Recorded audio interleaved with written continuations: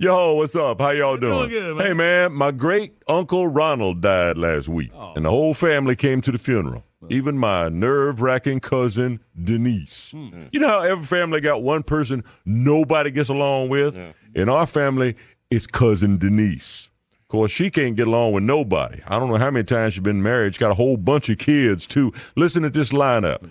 Her kids are Jamarcus, Deshaun, Shalandra, DeAndre, Janelle, Orencio, and Debbie. By the way, Debbie was adopted. Now, as we all know, my female colleagues in the African-American community ain't scared to just make up a name on the spot, which is a pretty bold move if you think about it. Yeah. I ain't talking about exotic foreign names from Swahili or Lou Alcindor changing his name to Kareem Abdul-Jabbar. I'm talking about names ain't nobody's ever heard before because ain't nobody ever had the name before.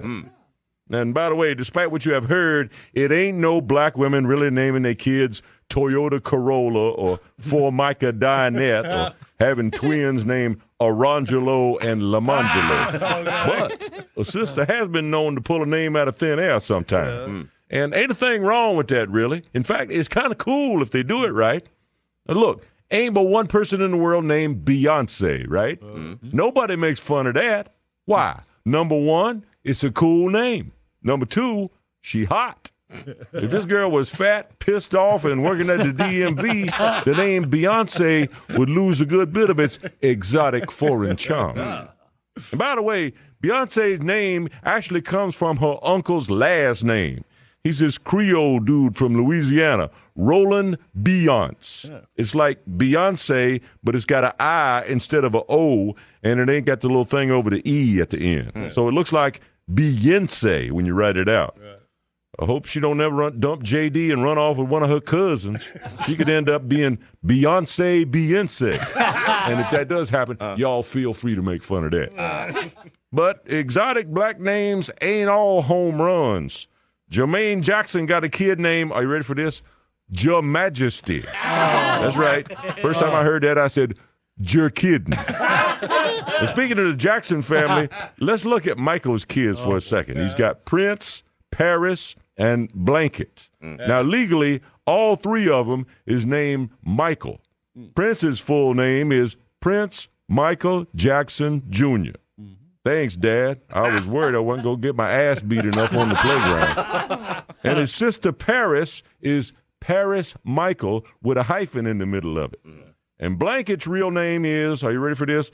Prince Michael Jackson II. So Michael kind of went with the George Foreman name thing.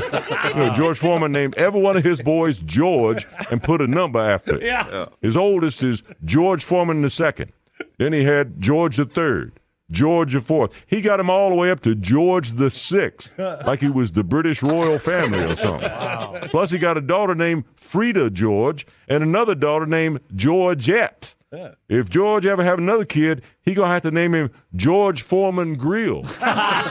So, as you can see, my people ain't scared to go outside the box on a child's name. But white people do it too, especially white celebrities do it a lot.